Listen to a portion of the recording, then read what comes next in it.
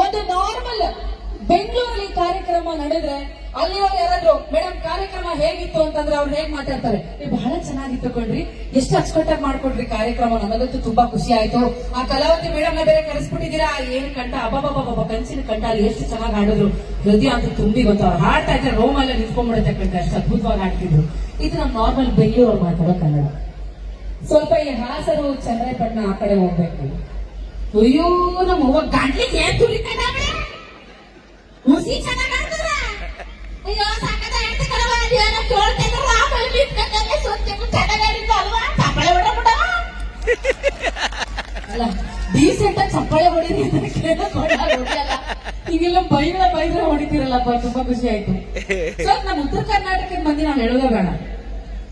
ನಿಮ್ಮದು ಹೇಳ್ಬೇಕ, ನಿಂದ ಪಾಕಿಸ್ತಾನದ ನಿಂದ, ಮತ್ತ ಉತ್ತರ ಕರ್ನಾಟಕದ ಮಂದಿ ಅದರ ಅಫ್ಘಾನಿಸ್ತಾನ ಹುಟ್ಟಿಲ್ಲ ತಾಯಿ ಅಂದ್ಬಿಟ್ಟು. Thank you so much.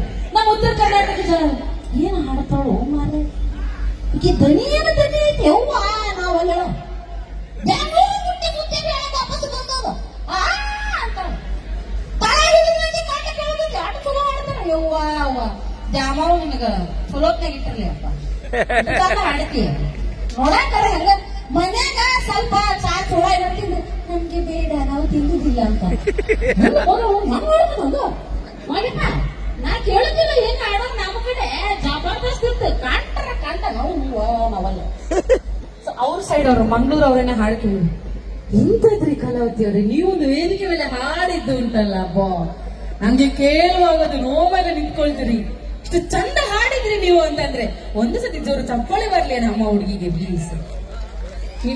ನೀವು ಮಾತಾಡುವಾಗ ಮಾತ್ರ ನಿಮ್ಮ ದನಿ ಸಣ್ಣದಿರ್ತದಲ್ಲ, ಹಾಡುವಾಗ ಒಟ್ಟಾಸಿ ಹಾಡುವುದೇ ನಮ್ಗೆ ಭಯ ಆಗ್ತದೆ ಬರ್ರೆ, ನಮ್ಗೆ ಹಾರ್ಟ್ ಅಟ್ಯಾಕ್ ಆಗ್ತದೆ. ಇದು ಮೈಕ್ ಹೊಡಿತದ ಇಲ್ಲ ದನಿ ಹೊಡಿತದ ಅಂತೇಳಿ, ಅಷ್ಟು ಚಂದ ಹಾಡಿದ್ರಲ್ಲ.